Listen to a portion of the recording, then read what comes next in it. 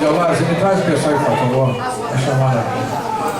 Ivani, por gentileza.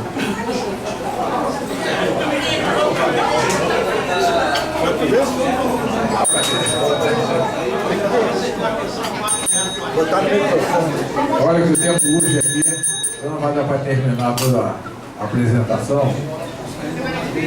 Vai dar tempo ainda para os debates, se possível. Então, não esquecendo, próxima terça-feira, nossa doutora Russa vai fazer a apresentação aqui. Okay? E quem desejar o livro, marca até os R$10 cada ensaio, tá bom? Bom, então nós vamos dar prosseguimento ao segundo tempo. E lembrando que a gente vai ter que encerrar meio-dia, que o nosso professor tem atendimento meio-dia, né? Tem um almoço, tem que sair meio-dia. Ok? Vamos prosseguir então. Então, procurei mostrar a vocês que, ao se formar a consciência de nação dentro de um processo de colônia bem claramente definido, houve aquilo que, substituindo a síndrome da cupidez, vem a outra que eu chamo de síndrome da dependência. O Brasil surge como colônia, dependente de Portugal para o comércio externo, dependente de Portugal na direção dos financiamentos, dependente de Portugal principalmente para a gerência interna e a constituição do Estado e das autoridades políticas e da legislação. Um parêntese. Quando eu estava ali no café, um dos nossos companheiros veio me falar sobre o problema das guerras holandesas. E eu, então, devo fazer uma breve referência a isso. Durante a restauração, que é o período que vai de 1580 a 1640, Portugal passa a ser Espanha, passa a ser uma dependência, digamos assim, do rei da Espanha. Os holandeses não tinham nenhum problema com Portugal, mas tinham um problema seríssimo com a Espanha. Então, quando o Brasil virou parte da Espanha, os holandeses se sentiram no direito de guerra, de aqui invadir e estabelecer uma colônia. Foi o que eles fizeram. Começaram com uma incursão em Salvador, foram indo, foi aos poucos e tal, até que se fixaram em Pernambuco. Ali estabeleceram uma espécie de nova Holanda, né? E criaram durante anos todo um processo de colonização, etc. E evidentemente que houve um processo de atrito. Os holandeses não eram católicos, os holandeses eram protestantes luteranos, os holandeses falavam um idioma incompreensível, completamente doido para nós, né? Quer dizer, o choque de culturas foi muito evidente demais para que, mesmo o Brasil como colônia, se rebelasse em ser colônia da Holanda.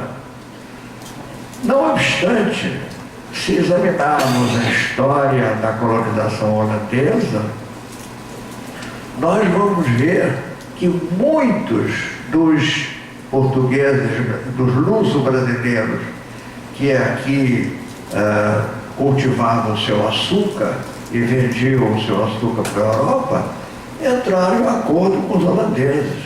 Houve uma grande mistura, não foi uma divisão geometricamente demarcável, não. Houve uma grande fusão de interesses, etc.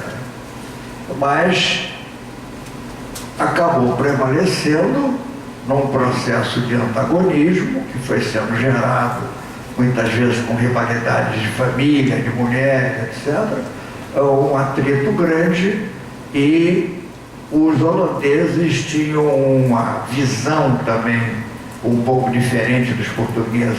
Eles não se amalgamavam muito com as populações locais. A miscigenação holandesa no Brasil existe. Até hoje a família, o nome Vanderlei e a família dos Vanderlei é família de origem holandesa, né? E não é muito difícil encontrar no Nordeste pessoas louras de olhos azuis.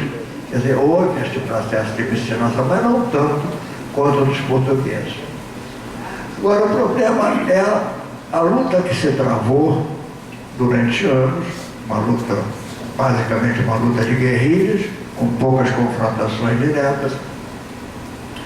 E, segundo muitos autores, essa luta ajudou na formação da consciência brasileira. Não sei. Isso é outro problema que nós devemos considerar e não aceitar como verdade absoluta. Por exemplo, Frei Calado escreve uma epopeia sobre essa luta. Chama-se O Valoroso Lucidene. É um texto famoso na literatura brasileira, né? O que é este texto? Este texto é um louvor de alto a baixo à ação de um português, João Fernandes Vieira. João Fernandes Vieira, na luta que ele liderou contra os holandeses.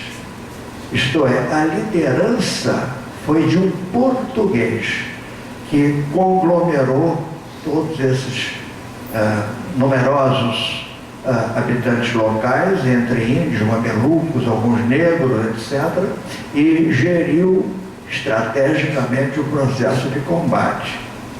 Isso está mais claro na história do Brasil de Robert Sutter, que eu também recomendo a vocês, do que na história do Brasil de Van Hagen, ou na história das lutas holandesas de Van Hagen, onde Van Hagen, patrioticamente, puxa para os nativos a liderança da luta contra os holandeses, embora sem deixar de mencionar a importância de João Fernandes Vieira. Mas, na verdade, esse João Fernandes Vieira era um indivíduo extremamente habilidoso, um grande estrategista e o homem que realmente melhor desenvolveu o sistema de guerra de guerrilhas. E era um português. Como vários outros portugueses participaram do processo, forças portuguesas participaram do processo, etc. Pode colocar a luta contra os holandeses como um confronto entre brasileiros e holandeses, também me parece um outro exagero de historiadores que têm uma visão um pouco diferente da minha. Eu prefiro analisar a coisa mais ou menos reunindo todos os fatos e tirando certas conclusões, sem que preconceitos venham encher a cabeça da gente. Vamos examinar como a coisa funcionou. Então, esta é a parte parênteses que eu queria mostrar, porque se Guararapes pode ser considerado um símbolo da nacionalidade brasileira, eu acho que os símbolos devem ser cultivados. Não importa se são verdadeiros, não importa se são falsos. Importa se tem valor simbólico para unir o povo. Se tem valor simbólico, está valendo. Não importa. Os mitos também não são verdadeiros e têm valor simbólico para unificar os povos. De forma que fiquemos com a simbologia que é aceita por muita gente, de que a luta contra os holandeses significou uma afirmação da nacionalidade brasileira, coisa que eu duvido que existisse naquela época, na época do Brasil colônia, né? Mas fiquemos com a simbologia. Não quero discutir o assunto, acho que ela funciona como um aglutinador de sentimentos, e como aglutinador de sentimentos ela tem um valor importante na definição de nossa identidade. Mas eu quero partir daqui para frente, século XVIII. Vamos entrar pelo século XVIII adentro. E a próxima... Não, essa já vimos. Vê a outra. Já começamos no século XVIII. Já pode ser considerado, porque já a consciência de nação já estava bastante clara, a consciência de que Portugal, na verdade, aquilo não era província coisa nenhuma, era uma colônia que ele explorava de maneira dura, compreende? Isso já estava mais ou menos claro na consciência de certa parte da elite brasileira. O povão que vivia no interior não sabia de nada, nem queria saber. Eles tinham suas lealdades locais. Eram os caipiras, os jacatatus, os colonos, as pessoas que moravam mesmo os fazendeiros do interior, tinham suas rivalidades de família, suas briguinhas de território, suas coisas locais. A eles de Brasil não interessava. O conceito de pátria nessa época não era pátria brasileira, era pátria pernambucana, pátria baiana, pátria paulista. Esse que era o conceito de pátria, que era uma coisa local. As comunicações eram muito difíceis, uma consciência nacional era complicado para se formar, né? Era um colono do interior, lá um capial do interior do Piauí, do Goiás, até hoje tem pouca noção do que seja de fato o Brasil, né? Naquela época muito menos. Mas uma parte da elite brasileira, sem dúvida alguma, já ia ganhando uma consciência clara do processo, embora houvesse uma série de controvérsias. Por exemplo, muitos autores acham que na formação das academias, uma série de academias de letras que se formavam no Brasil, isso representava um movimento de autenticidade e de busca de uma identidade e de formação clara de uma noção de que Brasil é Brasil, Portugal é Portugal. Na verdade, se nós formos examinar os fatos, não é bem assim. A coisa estava ainda muito misturada. Era uma espécie de uma geleia real. Aquilo ali estava embaralhado, não saía com muita nitidez. Vejamos. O movimento das academias, ele começou na Itália. A primeira academia que foi formada no sentido de purificar a língua, no sentido de aprimorar o estilo, no sentido de cultuar as formas mais puras possíveis de se fazer uma literatura nacional, e foi fundada na Itália em 1609. Se eu errar, vou errar por poucos anos. Por aí, né? No Brasil, levou mais de 100 anos. O Brasil sempre chegava atrasado na imitação dos europeus, né? Sempre chegou atrasado. E as primeiras academias brasileiras foram formadas nos 1700, quer dizer, no século XVIII. A Academia dos Esquecidos, a Academia dos Felizes, a Academia dos Renascidos e uma série de outras, nos dois centros principais, Salvador e Rio de Janeiro, que eram os dois centros principais do Brasil naquela época. Agora vejam vocês, os textos dessas academias, as atas estão aí para mostrar, eram de louvação incondicional às autoridades portuguesas. Os textos, por exemplo, da Academia dos Felizes, aqui do Rio de Janeiro, eram uma louvação a quem? A Gomes Freire, um governador português. Os textos das academias baianas eram para enaltecer as reuniões, cada um falava, fazia seus discursos, seus pronunciamentos, que é a função das academias. Os discursos eram louvação de aniversário de autoridades portuguesas, de reis portugueses, de eventos portugueses e feitos portugueses. Quer dizer, eram academias que, na verdade, a cabeça ainda era totalmente portuguesa. Vejam vocês o título. Olha, eu mostrei que muito antes já Frei Vicente Salvador havia escrito uma história com o nome de História do Brasil.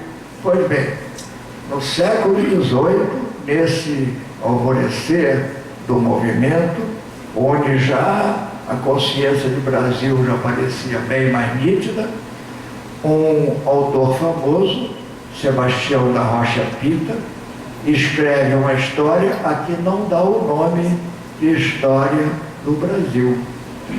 Dá o nome de História da América Portuguesa. Esse é que é o nome do livro de Sebastião da Rocha Pita, escrito ali por volta de 1730 a 1740. História da América Portuguesa. O Brasil praticamente não aparece por ali, né? Então vejam vocês como ainda era nebulosa, tão longe em nossa história, a ideia, a visão de um Brasil. Não obstante, essa visão já estava ganhando corpo, né? Com os movimentos da Inconfidência, esta visão se tornou bem mais nítida, embora ainda um pouco misturada.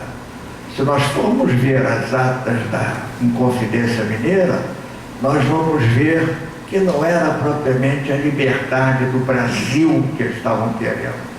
Estavam querendo liberdade de imposto, estavam querendo privilégio de terra, estavam querendo uma série de pequenas vantagens locais, que interessavam a grupos econômicos de empresários e autoridades mineiras. Pouco se falava na Inconfidência Mineira em independência do Brasil. Talvez o Alferes Tiradentes tivesse esse sonho, e alguns outros também tivessem esse sonho, mas não era a preocupação dominante em Tomás Gonzaga, em Cláudio Manuel da Costa, em quase todos aqueles que compõem o centro da Inconfidência Mineira, que estavam mais preocupados com seus próprios interesses do que propriamente com a liberdade do Brasil. Mas o germe estava ali. No final do século surgiram duas outras inconfidências. A Inconfidência, uma Inconfidência na Bahia e uma Inconfidência no Rio de Janeiro, que não tiveram tanto prestígio quanto a Inconfidência Mineira, nem tanta ressonância quanto a Inconfidência Mineira, mas já mostra como o germe da independência de um país, que já era visto, o projeto de visão já era claramente um projeto de visão brasileira, começa a assumir uma certa musculatura. A coisa ganha realmente uma definição clara com a vinda da corte. Mas vejam vocês como o processo é lento. A vinda da corte, um rei português veio para o Brasil, tangido pelos exércitos de Napoleão. Trouxe com ele, os números não são precisos, as estatísticas são muito falhas, mas trouxe com ele algo em torno de 10 mil fidalgos, amigos, protegidos, etc., não na primeira leva, mas em levas sucessivas, foram chegando de Portugal, algo em torno de 10 mil portugueses.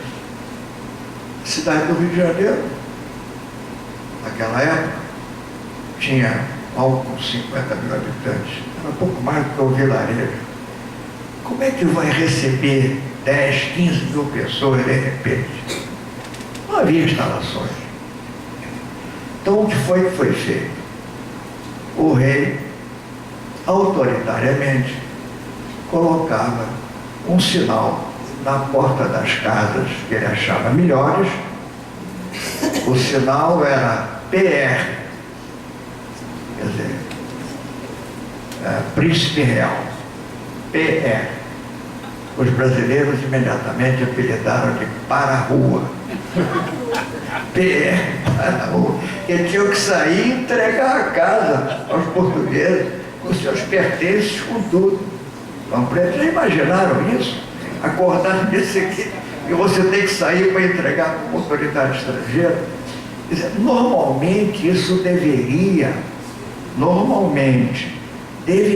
gerar um ódio fundamental e uma revolta incontrolável, porque afinal de contas eram 50 mil habitantes contra 15 mil portugueses, né?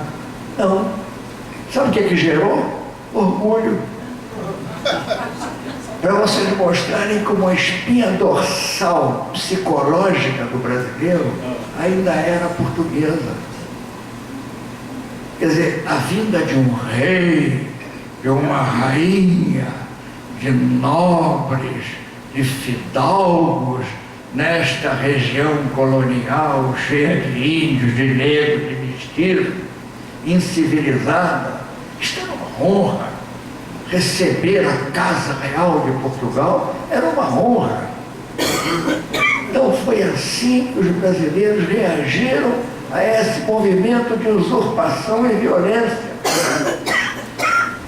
Além de curvarem todas as espinhas e todas as costas, todas as vezes que passava a carruagem de um fidalgo ou de uma princesa ou de um rei português, etc. Né? Quer dizer, ainda não estava clara nesse início a consciência do Brasil. Olha que nós estamos falando de 1810, né? E ainda não estava clara. Mas ao longo do processo houve uma série de vantagens.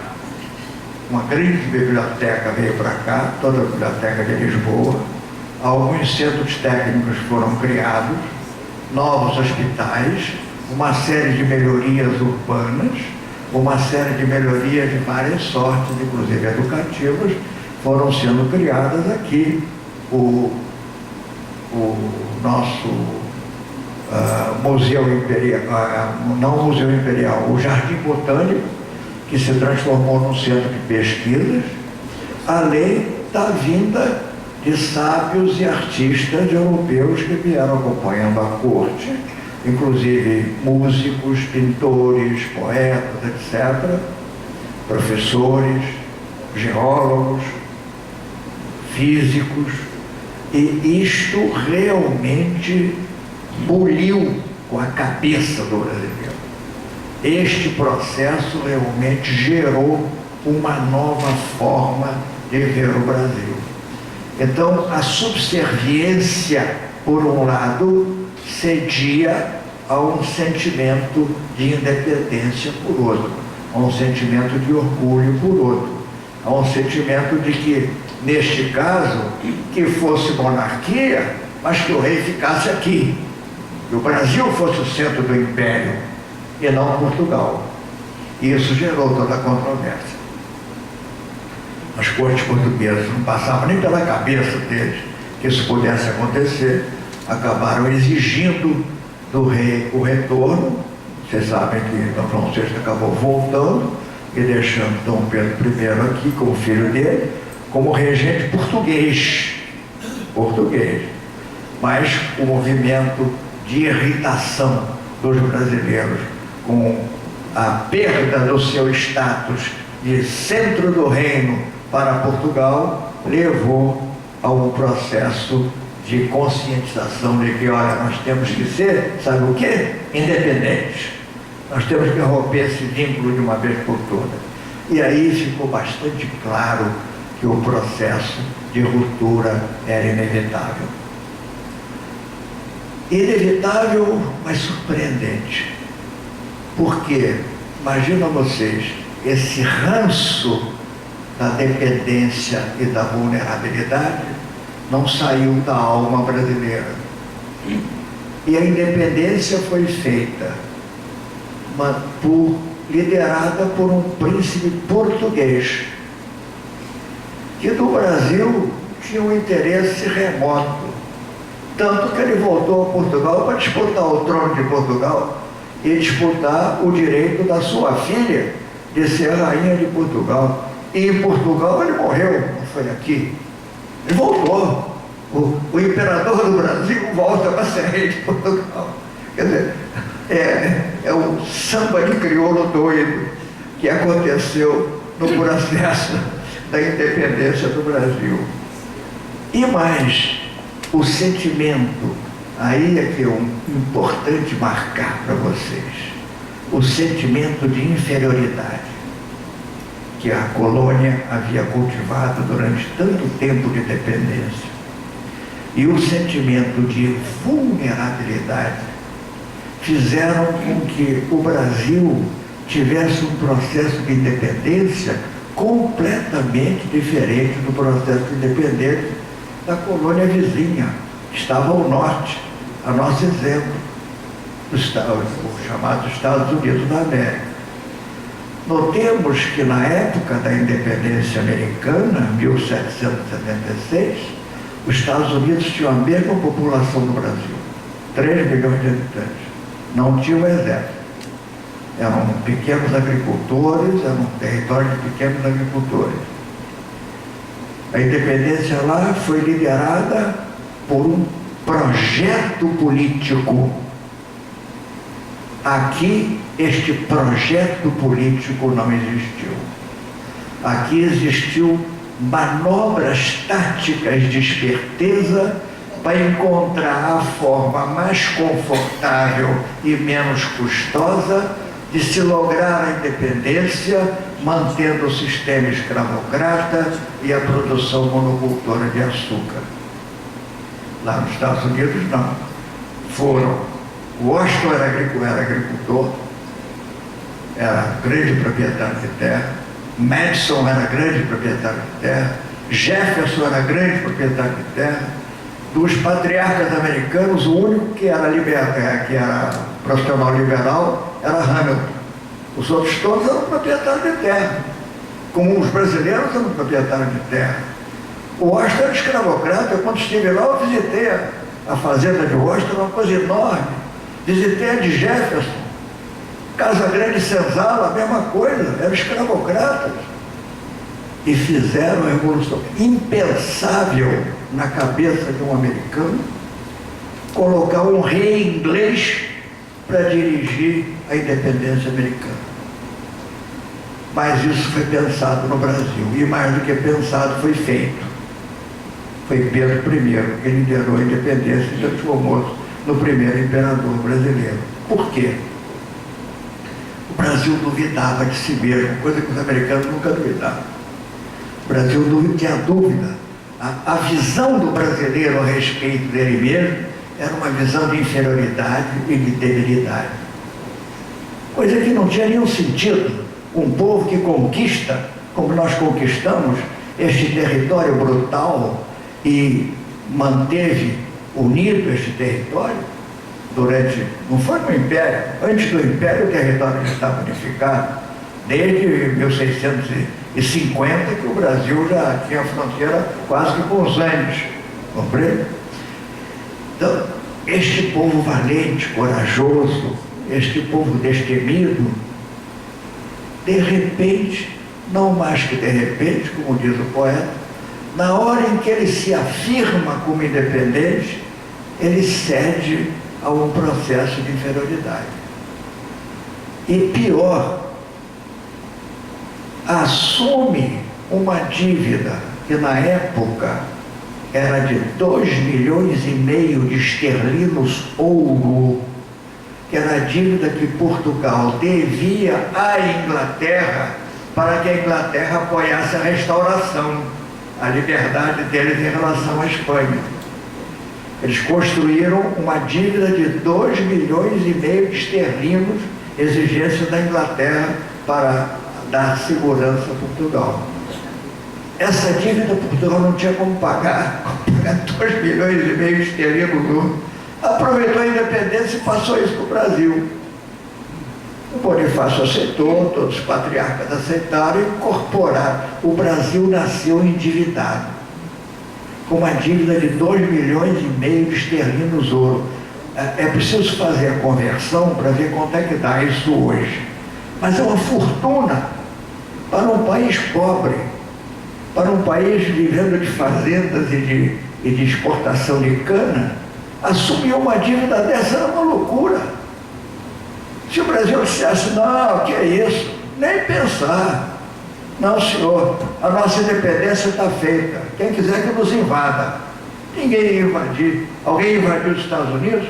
A Inglaterra tentou. Havia um oceano de distância. A logística é complicadíssima. Não puderam se manter. Foram derrotados em 30 anos. Tiveram que sair. As últimas incursões inglesas contra Detroit e Washington foram de 1808 e 1810 e depois saíram, porque não aguentavam. Não dava para segurar. Vocês são militares, a maioria, e sabe o que é o problema da logística? É complicadíssimo, né? Não dá para segurar uma guerra dessa. Mas o Brasil não podia ter medo, não. Portugal, pequenininho em relação ao Brasil, ia fazer guerra no Brasil como? Onde? De que maneira? Nunca. O Brasil não precisava assumir essa dívida. Mas assumiu e tal, para botar panos quentes, o tal do jeitinho, e isto e aquilo, e foi levando e instituiu o Império Brasileiro. Quer dizer, é óbvio que dentro deste processo as elites brasileiras não pensavam em Brasil. Ao contrário das elites americanas, elas pensavam nelas mesmas. Pensavam em manter o sistema escravocrata, pensavam em manter a monocultura do açúcar, pensaram em manter os privilégios de poder, pensaram em manter o controle da administração para emprego, para demissão, o controle do judiciário. Nisso é que elas pensavam. Era na dinâmica do poder que eles pensavam e não pensavam na dinâmica do desenvolvimento. Todo o segundo império brasileiro foi a história deste processo. Vejam vocês, o século XIX, início da industrialização do mundo, quando as fábricas não tinham ainda sofisticação tecnológica, quando se fazia uma fábrica do quintal, quando era fácil produzir as coisas, quando a diversificação de oferta era muito pequena, quando os segredos tecnológicos não existiam. Você montava uma fábrica, isso, aquilo. Alguns brasileiros tentaram isto no Império. Mauá tentou, Vieira Soto tentou, Cunha Matos, um português, tentou, Lino Coutinho tentou. Foram todos abafados pelos grandes nomes, os ilustres nomes do Império Brasileiro que mantiveram o Brasil no subdesenvolvimento e na pobreza. E esses nomes foram esquecidos, ou semi-esquecidos, ou jogados de lado. Mauá ainda dá o nome lá, essa associação comercial, Vieira Soto dá nome a uma avenida aqui da Zona Sul do Rio de Janeiro. Lino Coutinho não dá nome nenhum, sumiu, né? Cunha Matos nem se fala mais. E foram nomes que tiveram posições marcantes a respeito de um ponto. Nenhum país pode se considerar autônomo, protegido e desenvolvido se não dominar a tecnologia e se não montar a sua indústria. Se nós dependermos da indústria estrangeira para fornecer e nós ficarmos fornecendo só matéria-prima, café, que naquela época era o dominante no Império, café, açúcar, algodão e cacau, nós estamos perdidos. O Brasil tem que mostrar uma estrutura industrial eficiente, ou o Brasil não se firma como nação desenvolvida. Vai ficar na rabeira do mundo. Não adiantou, meus amigos. Essas vozes se perderam. E a voz dominante dos grandes patriarcas, dos grandes nomes que todos nós cultivamos. Barão disto, duque daquilo, barão daquilo outro, marquês de não sei de quê, e ficou por aí afora os nomes que mantiveram o Brasil. O grande livro de Nabucco, eu aconselho vocês a ler. um estadista do Império, estadista do Império. É um livro sobre o pai dele, Tomás Nabuco. É um livro de são 2 volumes, deve ser algo como 700, 800 páginas. Não há uma palavra sobre o desenvolvimento brasileiro. Uma. Ele fala sobre os artistas, as composições políticas, as lutas entre os partidos liberais e conservadores, a astúcia do pai em compor, em conciliar, a conciliação do Ministério Paraná, e não sei mais o que, isto e aquilo, retórica, discurso, condecoração, é tudo o que aparece naquelas páginas. Não aparece uma linha sobre a industrialização do desenvolvimento do Brasil. Parece que este grande intelectual, foi um grande intelectual, um homem inteligentíssimo, Nabuco, parece que ele estava em Marte, não estava no Brasil. País pobre, dependente de tudo, que havia acabado de passar pela Guerra do Paraguai, tendo que importar armas, porque nós mal produzíamos aqui algumas escopetas no arsenal. Se não fossem as Forças Armadas, nem isso nós teríamos, né? Nem isso nós teríamos. Mas não progrediu, não prosperou, a indústria não foi à frente. Então, este é que foi o panorama. Por quê? Porque o Brasil não se via igual ao europeu, ao francês, ao inglês, não se via inferior. E isso foi provado nos textos que vieram logo depois. Logo depois vieram os textos explicativos do Brasil, os primeiros estudos reais sobre o Brasil, né? Silvio Romero, na introdução da literatura brasileira, Oliveira Viana, na década de 30, que foi a década de ouro, veio Gilberto Freire, Caio Prado Júnior, Sérgio Buarque de Holanda, Afonso Arinos, Pedro Calmon, todos esses autores da década dos 30, e todos justificando o império, achando que era isso mesmo, e que o Brasil está determinado pelo clima, pela raça, por isso, por aquilo, pelas condições, assim o que ele é. Então, esta visão do Brasil, que é uma visão negativa, uma visão pessimista, que permeia todos os 400 anos da história desta região e depois deste país, esta visão é que deve ser enfrentada e combatida por cada um de nós. Felizmente, de 30, 40, 50 anos para cá, o Brasil vem ganhando uma consciência de que sem o domínio da tecnologia e sem o domínio da industrialização moderna, não pelo modelo da substituição de importações. Este é um modelo enganoso. O que é a substituição de importações? Você compra o direito de produzir alguma coisa que está sendo produzido lá fora, já tem mercado garantido, traz para cá, paga e começa a produzir aqui.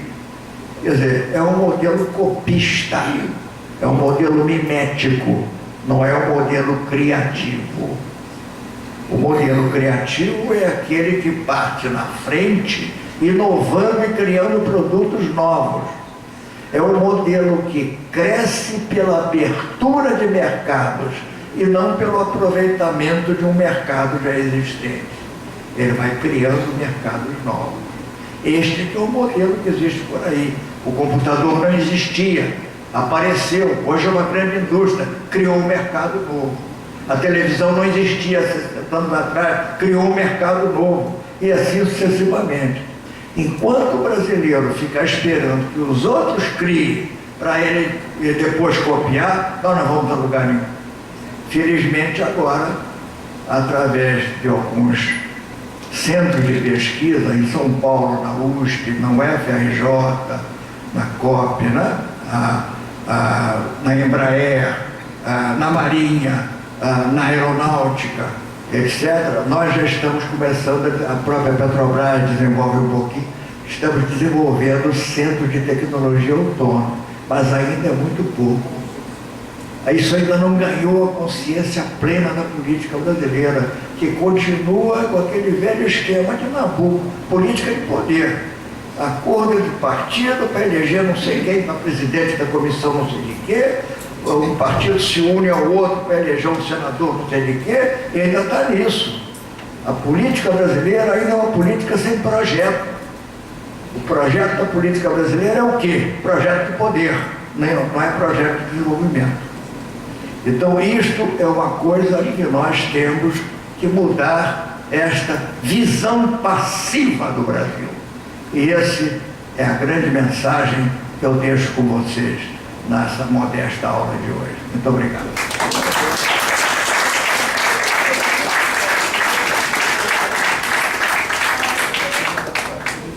Bom, antes de passar a palavra para o nosso convidado para fazer a nossa palavra para os participantes do curso, eu gostaria de citar a presença aqui nosso querido amigo Ricardo Mendonça, sua esposa Eliane.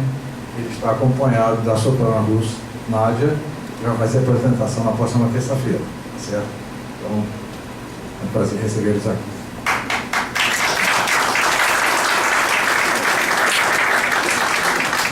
Bom, nosso bolsista aqui, o mais jovem do curso, Orlando Novaes, por gentileza, fazendo a apresentação da belíssima aula do nosso professor. Bom dia a todos.